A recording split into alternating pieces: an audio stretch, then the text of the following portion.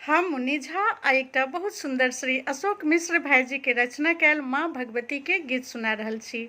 भाईजी माँ भगवती के गीत बहुत सुंदर रचना करे छथिन, त सुनू ई माँ भगवती के गीत।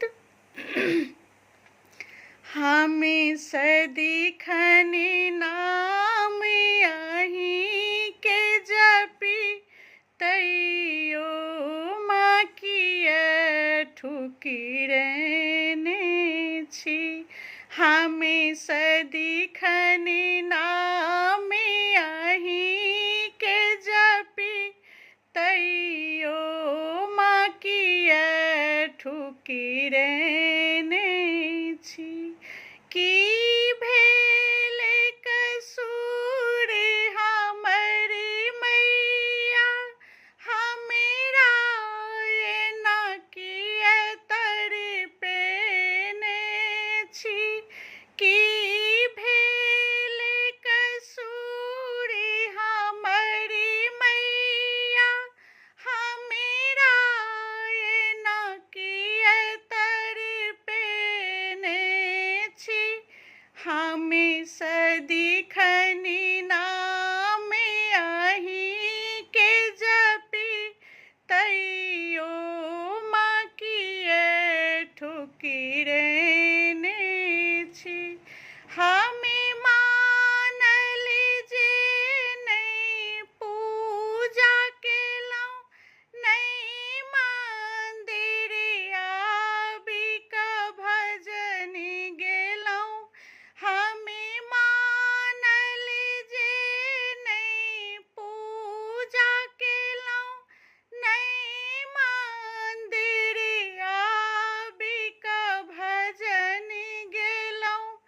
हे माई जुनी तमसाउ अहाँ, हम हारी अहीं लगी आयल छी। हे माई जुनी तमसाउ अहाँ, हम हारी अहीं लगी आयल छी। हमें सदिखनी नाम अहीं के जपी, तैयो माँ किए ठुकिरने छी। तैयो माँ किए ठुकिरने छी। अब अहीं बताउ जेबै कतऽ, मझधार में फंसलहुँ आबि एतऽ। अब अहीं बताउ जेबै कतऽ, मझधार में फंसलहुँ आबि एतऽ। बनियौ पतिवारी अहीं मैया, हम आस लगौने बैसल छी। बनियौ पतिवारी अहीं मैया, हम आस लगौने बैसल छी। हमें सदिखन नाम अहीं के जपी, तैयो माँ किए ठुकिरने छी। तैयो माँ किए ठुकिरने छी। बेटा अशोक माँ कानी रहल, पागल ओ दीवाना भेल बेकल।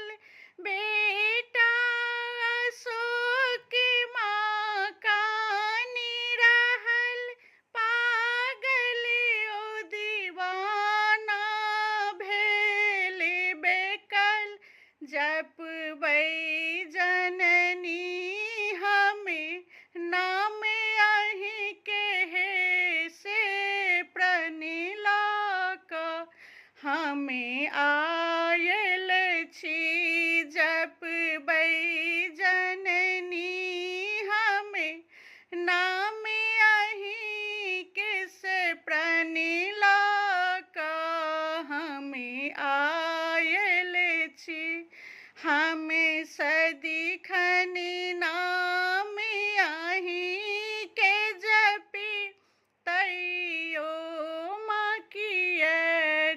केरने छी।